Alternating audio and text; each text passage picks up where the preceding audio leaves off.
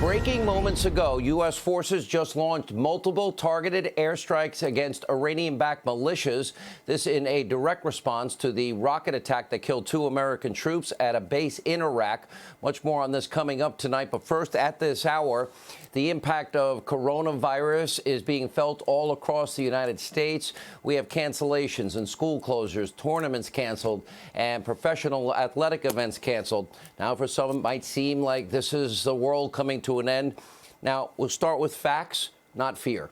Make no mistake, the coronavirus, every virus, as we have been telling you, you must take it seriously. It has been, and it is being taken seriously. As a nation, we must take every and all necessary precautions. But we need to be calm. We need to be strategic. We need to be smart. We need to have the right perspective. Any death is a tragedy.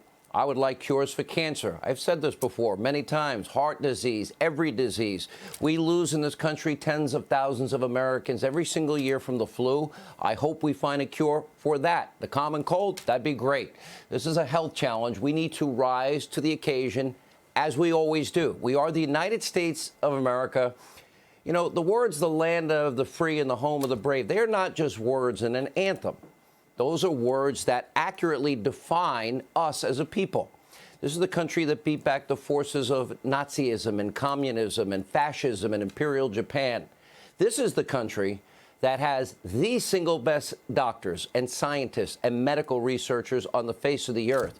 This is the country that has accumulated more power and advanced the human condition more than any other economic system anywhere in the world or the history of man. So tonight, like every night on this program, we will bring you facts without fear, without the politics of panic running rampant in the country. We're going to give you perspective and context and data and information that you can use to protect yourself, your family, your loved ones, most of you, which sadly you will not get from the deranged, agenda-driven media mob. Let's start. Just 24 hours ago, President Trump, he was delivering a very serious address to the nation from the Oval Office. During that speech, he outlined new measures, including restrictions now on European travel on top of the bans already in place. He also offered financial relief for those impacted, industry and workers as well. The president also called for unity, said, quote, "We are all in this together. We must put politics aside, stop the partisanship, unify together as one nation, one family." Well, needless to say, it didn't take long. The rage, the hate, the conspiracy theorists on the left, they are not heeding that advice, sadly. And from them, everything, and I mean everything, is seen through a 2020 election prism. Now, since the very beginning, all they have done is use this virus, politicize this virus, to bludgeon President Trump. All the same people that have done the same thing for 3 straight years. It is sad. It is not surprising. They have been doing this. Russia, Russia, Ukraine, Ukraine, impeach, impeach, Corona, now Corona. They didn't unify even around the destruction of the ISIS caliphate. How great is that? Or killing of al-Baghdadi and associates, or killing Soleimani, or the al-Qaeda leader in Yemen. Now the verdict is in, and immediately they refuse to even rally around an important fight against what is a deadly virus and disease. Maxine Waters calling the president a liar who needs to shut his mouth about coronavirus. Yes, the compromised, the corrupt, Adam Schiff calling the administration incompetent, quote, "Incompetence kills." Over there at Fake News CNN, you have Fake News Jimmy Acosta. Well, he's most worried about the president's terminology, thinking the president's speech was racist because he said the virus started in China. Here's his own words. At one point during this address, the president referred to the coronavirus as a, quote, foreign virus. That I think was interesting because, as I was talking to sources earlier this evening, one of the points that the president wanted to make tonight, wanted to get across to Americans, is that this virus did not start here, but that they're dealing with it. And I think it's going to it's going to come across to a lot of Americans as smacking of xenophobia, to use that kind of term in this speech, Chris. As it turns out, Fake News Acosta has also referred to corona's foreign roots on his own Twitter himself in January. Yep, Fake News Acosta called it Wuhan coronavirus. So I guess by his own definition, Fake News Acosta is a xenophobe. As you can see, the very same people that were involved in everything for the last 3 years, every conspiracy theory, scam 24/7, every second, minute, hour of every day, they are back. And guess what? They're not about to let a crisis go to waste. Irrational hatred towards the president is now putting Americans in danger. This is the message we need to understand tonight. The president is trying to protect the country. Instead of working together to help the American people, you have the mob and, of course, the radical Democratic Socialist Party. They are working hand in hand to just smear the president. They have not said one good thing about what he has done. Not one. He didn't do anything right. This goes against everything our founders put into place. Watch this. The president last night, he kind of whiffed at his chance to convince Americans that he has a plan for dealing with the spread of the virus here domestically. And he just set the stage for Joe Biden to kind of walk on in and look presidential. You know what it is? You've got Tom Hanks has the virus, and we have Forrest Gump in the White House. He misspoke about Europe. He misspoke about the intensity of this ban, and that's on him. The errors he has made for several weeks now are on him. This country is behind for several weeks. It's on him. China, we know it's not your bad, but could you please send Brian Kilmeade an edible arrangement so he'll shut the up? Tying coronavirus to China and Chinese people isn't just a racist dog whistle. It's a whole racist orchestra. All right, here's a question. What are these hate Trump hacks? What would they like the president to do? Because I challenge anyone in the media mob, fake news CNN, the New York Times, which selectively edits and lies every day, or in the Democratic Party, what are your ideas? Bring them forward to the American people. Put them on the table, and we'll work together and solve this pandemic. The truth is, no president has done this much or acted this quickly than Donald Trump. No president in history. Here are the facts over fear. On December 30th, an unknown disease was first observed in Wuhan, China. That's the truth. January 7th, they said at the time it would have pneumonia-like symptoms, but they didn't identify it as coronavirus till January 7th. Important date.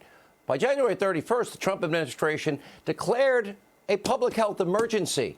Americans abroad were then subject to mandatory quarantines on military bases. Hadn't been done in decades. February 2nd, the president ordered a temporary travel ban for all non-U.S. citizens who recently visited China. At the very same time, now, what were the Democrats doing? What were people in the mob and the media doing? What were they doing to help combat the virus? You might ask. Well, the answer is nothing. Most of them were completely, totally infatuated with one issue, impeaching Donald Trump, like usual. Meanwhile, other members of the Democratic Party and Congress actually suggesting the president's travel ban was racist. Now, the WHO chief, well, he said that restrictions weren't needed to stop the outbreak and that they would only increase fear and stigma. The government of China agreed, accusing Trump of overreacting to the virus. And, of course, Democratic Party's frontrunner, quid pro quo Joe, on January 31st, when the president put his travel ban in effect, he said it was xenophobic and hysterical. Take a look.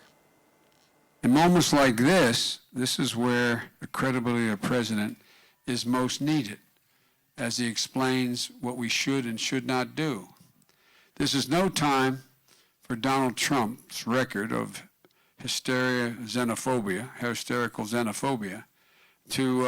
and fear-mongering to lead the way instead of science. Hysteria. Okay. On this program, Dr. Fauci said that the president's travel ban against China likely prevented an untold amount of exposure and suffering in place. Now, by the way, neither Biden nor his comrade Bernie Sanders supported the ban. Neither one of them would have enacted it.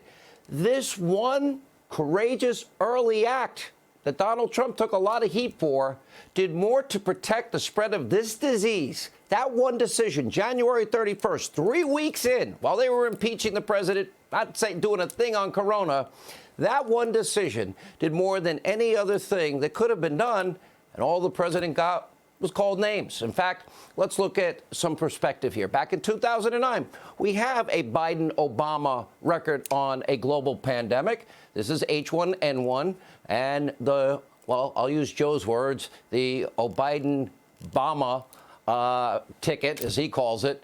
Well, they never enacted a travel ban.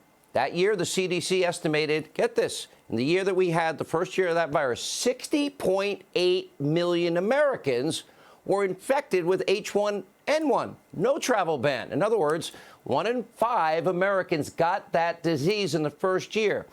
That resulted in over 274,000 Americans hospitalized, nearly 13,000 deaths in that year alone. Worldwide, up to 575,000 people died in 2009 and 10, that first year, April to April, from H1N1, better known as the swine flu. No travel ban, no state of emergency. It wasn't declared until, what, October? They knew about it in April. One health administrator did say it was an emergency 11 days in, but not the president, not Obama. He did that in October of that year after 1,000 Americans had died and tens of thousands of Americans had contracted that disease, that virus. And naturally, despite thousands of deaths, millions of cases, the media mob's coverage at the time, wow, very different. It was measured. It was calm. The mob supported their president. They loved their president. Take a look. Let's talk about this is something that is concerning a whole lot of people these days. We're talking about the H1N1 and now the President Barack Obama declaring the swine flu outbreak a national emergency. Should there be a worst case scenario, but administration officials are emphasizing here, Frederica, it's not that they are expecting one. More than 1,000 people in the U.S. have died from the H1N1 virus, 90 in the last week. The federal government had predicted there would be 100 million doses of vaccine by now, but as of this weekend, about 11 million were available. When we hear emergency, alarm bells start to go off. What exactly does this declaration mean? Well, the first thing to say is people shouldn't panic when they hear this. Health officials battling the H1N1 flu virus this weekend have received 2 booster shots of their own. President Obama has declared the virus a national emergency. That was 6 months in, 1,000 Americans were dead.